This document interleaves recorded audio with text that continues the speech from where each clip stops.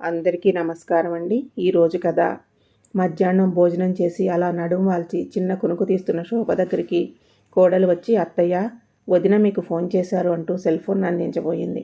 నేను నిద్రలో ఉన్నానమ్మా, తర్వాత మాట్లాడతానని చెప్పు అంది. ఆవిడ అటువైపు తిరుగుతూ కొంచెం విసుగ్గా, వదిన అది అని చెప్పబోతున్న సుధతో, పర్వాలేదులే వదిన, వినపడింది. నేను మా బుజ్జిగాడిని అక్కడికి పంపుతున్నాను. రేపు శివరాత్రి కదా, వాడు ఉపవాసం ఉంటాను, అమ్మమ్మ దగ్గరే ఉంటాను అని మారాం చేస్తున్నాడు. ఆ విషయం చెబుదామనే ఫోన్ చేశాను. సరే ఉంటాను అంటూ ఫోన్ పెట్టేసింది. అటువైపు నుంచి శోభమ్మ కూతురు సునీత. స్పీకర్లో ఉన్న ఆ ఫోన్ మాటలన్నీ వినిపించడంతో ఒక్క ఉదుటిన లేచి కూర్చున్న శోభ, అసలు నిన్ను తన ఫోన్ ఎవరు తీయమన్నారు? తీసి నువ్వు మాట్లాడుకోక మళ్ళీ నా దగ్గరికి ఎందుకు తీసుకొచ్చావు? కోపంగా అనేసింది శోభ కోడలితో. బిత్తరబోయిన కోడల మొహం చూస్తూ తను ఏం తప్పు చేసిందో అర్థమై, తప్పుగా అర్థం చేసుకోకమ్మా, ఏదో కోపంలో అనేసానులే. అయినా ఈ 2 రోజులు నాకు కోపం ఎక్కువగా ఉంటుంది. నువ్వు అపార్థం చేసుకోకు. అది ఆ కోపం నీ మీద కాదులే, వేరే కారణం చేత. అయినా ల్యాండ్లైన్ వైర్ పీకేశాను కదా, నీ నెంబర్కి ఫోన్ చేస్తుందనుకోలేదు అంది అమాయకంగా. ఇంతలో ఇంటి ముందు ఆగిన ఆటోలో నుంచి బుజ్జిగాడు గెంతుకుంటూ దిగి అమ్మమ్మ అంటూ ఆవిడని చుట్టేశాడు. వచ్చావా కన్నా, అయినా నా మీద నీకెందుకురా అంత బెంగ? 2 రోజులు అయినాక సెలవులు వస్తాయి కదా, అప్పుడు రావచ్చు కదా నీరసంగా అంది. రేపు శివరాత్రి కదా, నీ దగ్గర అయితేనే బాగుంటుంది ఉపవాసం చేయడానికి, అందుకే వచ్చాను. అయినా అమ్మ నాయనమ్మ నీ దగ్గరికి వెళ్ళమని నన్ను పంపించేశారు తెలుసా, సంబరంగా చెప్పాడు 10 సంవత్సరాల బుజ్జిగాడు. ఇంతలో ఆఫీస్ నుంచి వచ్చిన రామారావు గారు పక్కనే ఉన్న కుర్చీలో కూలబడుతూ, అమ్మాయి నాకు టీ తీసుకురా అమ్మా అంటూనే, ఏమోయ్ రేపు శివరాత్రి కదా, ఉపవాసానికి అన్ని ఏర్పాట్లు చేశావా? అరే బుజ్జిగా, నువ్వేంట్రా, నువ్వు కూడా ఉపవాసం చేస్తావా? రేపు వాడిని దగ్గరికి తీసుకుంటూ అడిగారు. ఉపవాసం చేద్దామని నేను ఇక్కడికి వచ్చాను సంబరంగా అన్నాడు వాడు సంకలు గుద్దుకుంటూ. నాకు చాలా సంతోషంగా ఉందిరా, మనమిద్దరం కలిసి ఉపవాసం చేద్దాము. సరే అయితే ఉపవాసానికి సరిపోని ఏర్పాట్లన్నీ చేయండి. ఈసారి మీ అమ్మమ్మకి తోడుగా అత్త కూడా ఉంది. ఈసారి మనం చాలా బాగా ఉపవాసం చేయొచ్చు అన్నారు బుజ్జిగాడి కంటే ఎక్కువగా సంబరంగా. అమ్మాయి, పాలవాడికి ఫోన్ చేసి 4 లీటర్ల పాలు తీసుకురమ్మని చెప్పు అన్నారు శోభగారు. ఎందుకు అత్తయ్యా, రేపు చుట్టాలు ఎవరైనా వస్తున్నారా? అన్ని పాలు ఆశ్చర్యంగా అడిగింది సుధా. అదంతా నీకు తర్వాత తెలుస్తుందిలే అమ్మా, ఇప్పుడు నీకు చెప్పడానికి నాకు ఓపిక లేదు అంటూనే, చూడు, నువ్వు ఆఫీస్కి వెళ్ళినప్పుడు నేను మార్కెట్కి వెళ్ళి ఫ్రూట్స్ కొనుక్కొచ్చాను, కాస్త అవన్నీ శుభ్రంగా కడిగి ఫ్రిడ్జ్లో పెట్టమ్మా. లోపలికి వెళ్ళి చూసిన సుధా ఒక్కసారిగా షాక్ అయ్యింది. అక్కడ ఫ్రూట్స్ కాదు, ఫ్రూట్ మార్కెట్ ఉంది. ఇన్ని రకాల పళ్ళు ఎందుకు? ఆవిడికి అర్థం కాలేదు. కానీ కొత్త కావడంతో అడగడానికి మొహమాట పడింది. అత్తగారు చెప్పినట్టుగా అవన్నీ శుభ్రంగా కడిగి ఫ్రిడ్జ్లో పద్ధతి ప్రకారం సర్దింది. ఆ పని అంతా చేయడానికి 1 గంట పైనే పట్టింది. అన్ని ఫ్రూట్స్ ఉన్నాయి అక్కడ. మరి ఆ రోజు శనివారం, ఒక్క పొద్దు ఉండడం ఇంట్లో అందరికీ అలవాటు. దానితో సాయంత్రానికి టిఫిన్ ఏం చేద్దాం అత్తయ్య గారు అంటూ అడిగింది. పూరి ఆలు కూర చేసుకుందామా అని మాట్లాడుకుని ఇద్దరూ కలిసి టిఫిన్ తయారు చేశారు. ఒక కుక్కర్లో అన్నము, ఒక కుక్కర్లో పప్పు పెట్టమ్మా పొయ్యి మీద అంటూ కోడలికి పురమాయించారు. అత్తగారు చెప్పినట్టే ఒక కుక్కర్లో పప్పు అన్నము పెట్టింది సుధా. ఇంకా ఇవి ఎందుకు అన్నట్లు ఆశ్చర్యంగా చూస్తున్న కోడలతో, మనం టిఫిన్ చేద్దాంరా అంటూ డైనింగ్ హాల్లోకి దారి తీశారు శోభగారు. టేబుల్ మీద పూరీలు కూర ఉన్న గిన్నెలు పెట్టి, టిఫిన్ చేద్దాం రమ్మని బుజ్జిగాడిని మామగారిని పిలిచింది సుధా. అందరూ కలిసి టేబుల్ దగ్గర కూర్చున్నాక మామగారికి ఒక 8 పూరీలు ప్లేట్లో పెట్టి ఆలు కూర వేసి అందించారు. బుజ్జిగాడు 10 పూరీలు కూర ప్లేట్లో వేసి అందించారు. అత్తాకోడలు ఇద్దరు తలా 3 పూరీలు పెట్టుకుని వాళ్ళ టిఫిన్ కార్యక్రమం ముగించారు. పని అంతా పూర్తి అవ్వగానే తన గదిలోకి వెళ్ళిపోయింది సుధా. రాత్రి సుమారుగా 11:30 గంటల టైంలో ఏదో శబ్దం రావడంతో మెలకువ వచ్చి బయటకు వచ్చి చూసి ఆమె తెల్లబోయింది. అత్తగారు మామగారికి భోజనం వడ్డిస్తున్నారు. అన్ని పూరీలు తిని తమతో పాటు మళ్ళీ భోజనం ఏమిటో అర్థం కాలేదు సుధకు. అది ఆ టైంలో అడగడం బాగుండదని కామ్గా తన గదిలోకి వెళ్ళిపోయింది. తను అసలే కొత్త కోడలు. భర్త ఆఫీస్ మన మీద క్యాంప్కి వెళ్ళాడు. పొద్దున్నే లెగవడానికి అలారం పెట్టుకుంది. పూజా కార్యక్రమాలు ఉండడంతో అందరికన్నా ముందు లేవడం మంచిదని లేచి స్నానం పూర్తి చేసుకుని దేవుని దగ్గర అంతా అలంకరణ చేసి పూజకు సిద్ధం చేసింది. ఇంతలో మామగారు వచ్చి పూజా కార్యక్రమం మొదలుపెట్టారు.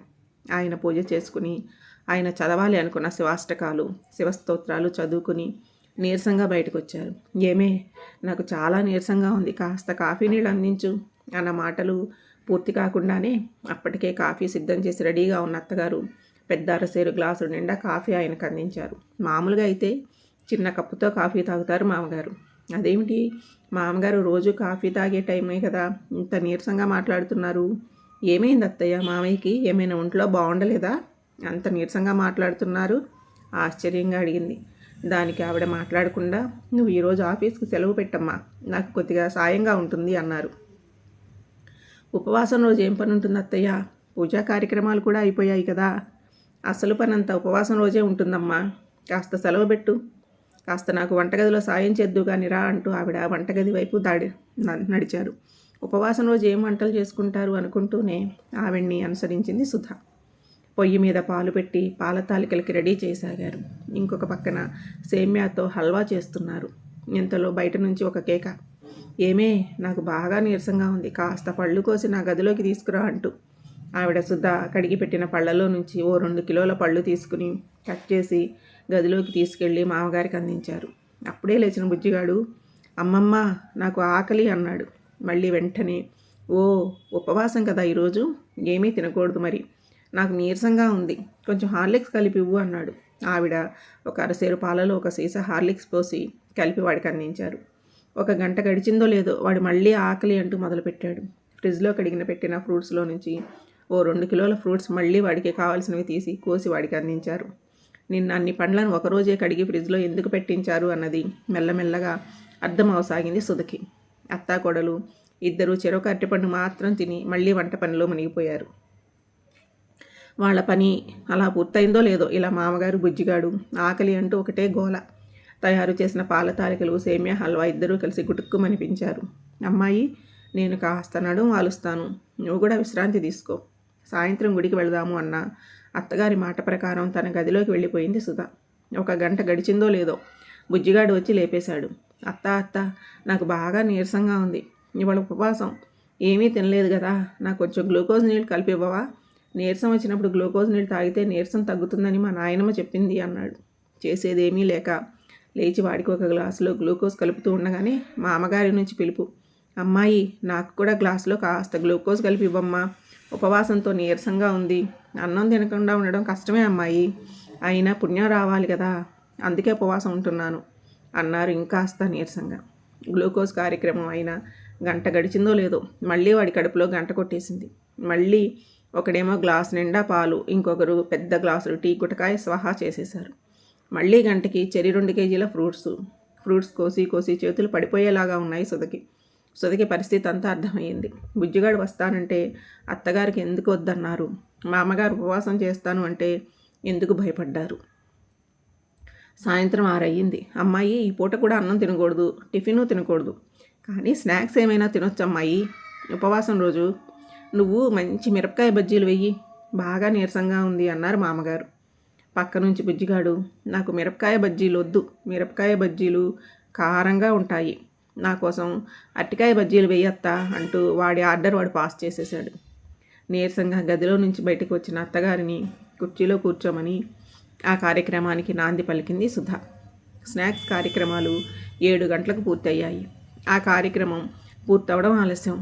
ఏమేవ్, రేపు పొద్దున్నే పూజ చేసుకుని ఉపవాస దీక్ష పూర్తి చేస్తాను, రేపు పొద్దున్నే 7 గంటలకల్లా చక్కెర పొంగలి, గుత్తి వంకాయ కూర, సాంబారు, అన్నం తయారు చేసి రెడీగా ఉంచు, అసలే ఈ రోజంతా ఉపవాసం ఉన్నానేమో, బాగా నీరసంగా ఉంది, ఆకలికి ఆగలేను, రేపు కూడా ఆఫీస్కు సెలవు పెట్టేశాను, ఇంట్లోనే ఉండి నీరసం తగ్గే వరకు రెస్ట్ తీసుకుంటాను అన్న మా అమ్మగారిని నోరెళ్ళబెట్టి అలా చూస్తూ ఉండిపోయింది సుధ.